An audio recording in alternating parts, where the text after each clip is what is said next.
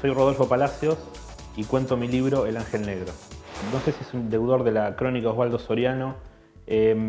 Fue el texto que a mí me inspiró para escribir el libro.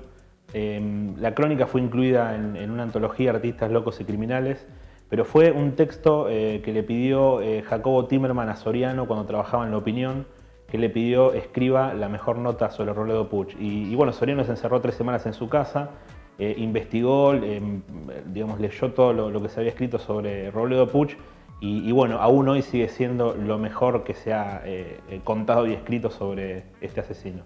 Me sirvió esa crónica y además al haber conocido a Osvaldo Raffo, un perito forense que trató a Robledo en 1972, él me introdujo un poco en la historia de Robledo Puch y bueno, empecé a investigar, a leer los diarios de la época.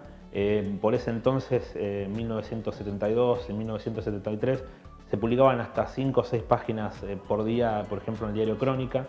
Y bueno, después fue lo más difícil que fue haber tomado contacto con Robledo Puch.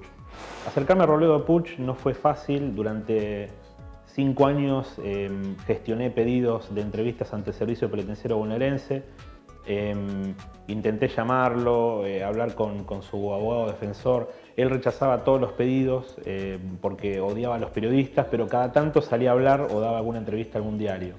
Pero fue estando en Crítica de la Argentina que le envié una carta, que eso me sirvió para sortear un poco la burocracia del Servicio Penitenciario Bonaerense. Y él me contesta, me escribe a mi casa, que me va a dar la entrevista por 2 razones. La primera es porque su abuelo materno leía el viejo diario Crítica y además porque admiraba a Jorge Lanata, que por ese entonces era el director del diario. Y a partir de ese momento lo entrevisto y me recibe como visita. En total fueron 8 encuentros durante un año en la cárcel de Sierra Chica. El libro tiene partes de biografía, no es una biografía pura, por el hecho de que está la primera persona y porque hay una narración que por momentos tiene elementos literarios. La primera persona me costó utilizarla. En su momento me aconsejó Cristian Alarcón que la mejor manera de introducir a Robledo Puch cara a cara conmigo era estando yo, contando qué era lo que me pasaba cuando lo entrevistaba. Considero que no hay un abuso de la primera persona en el libro, porque hay momentos en que yo cuento los crímenes, que ahí utilizo la técnica del presente histórico, que es como escribe Robledo, que es como que los crímenes están ocurriendo en el momento en que uno los está leyendo.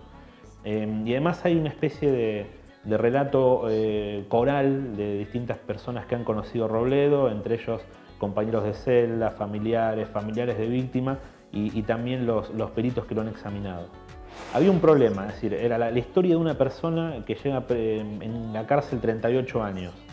Además, tenía que contar 11 crímenes sin que resultara tedioso. Para eso contaba con un expediente amplísimo de 18 cuerpos. Y además tenía el presente de Robledo y además estaba yo como el relato de primera persona como personaje.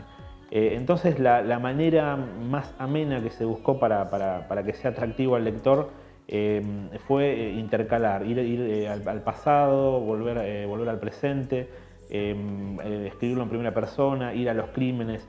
No hay una estructura lineal. Por momentos hay flashback, flash forward, y después los últimos capítulos ya es más presente porque es más la actualidad de Robledo y los últimos encuentros. Yo hubiese seguido con este libro 5 o 6 años más, estaba prácticamente obsesionado.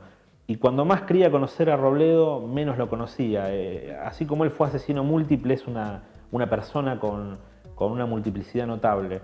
Y en el libro quizá busqué eso, es decir, dejar más liberado la interpretación. Hay gente que ha dicho, bueno, lo leí y me genera odio y también pena y tristeza. Hay otra gente que le genera aún más odio que el que tenía antes. Otra gente dice, ¿habrá sido él? Es como que genera distintas interpretaciones y si bien no lo busqué, prefiero que haya sido así y no yo mismo decir, bueno, esto es así o contar de una manera firme o certera. Entonces la verdad que eso me satisface porque no fue la idea, pero si ocurre eso es mejor.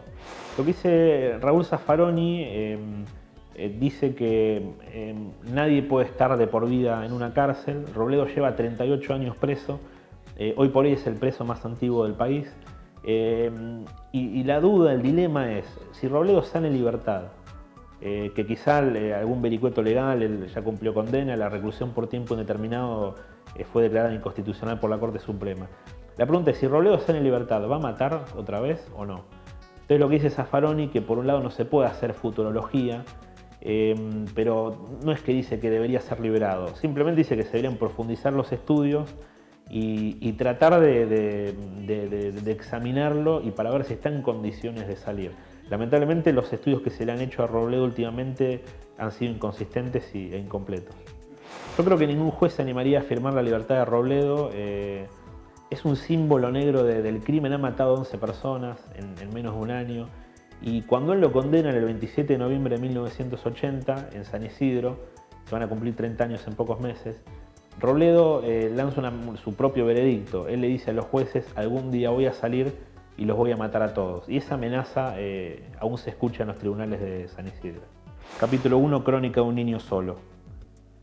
Cuando el guardia abrió el candado de la celda 711, Robledo Puch dormía abrazado a su gata Cookie. Era de noche y en el pabellón 10 de la cárcel de Sierra Chica solo se oían ronquidos y una gotera que caía del techo hacia un balde puesto a mitad del pasillo. A Robledo no lo inquietaron los pasos ni el sonido del manojo de llaves abriendo la reja. Lo sobresaltaron las palabras que dijo el guardia mientras los amarreaba con el mismo ímpetu con el que un cura exorcista le saca el diablo a un poseído. «Carlitos, despertate de una vez y agarrá tus cosas», gritó el vigilante. Robledo se fregó los ojos, apartó la gata a un costado y se levantó de un salto.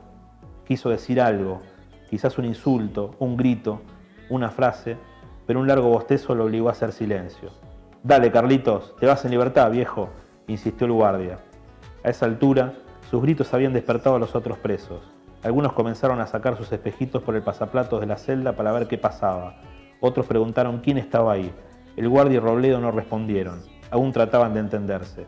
«Dejate de joder, ¿me despertás para hacerme una broma de muy mal gusto?», respondió Robledo. Tenía los ojos achinados y la expresión de asombro que suele poner quien se despierta abruptamente a mitad de la noche.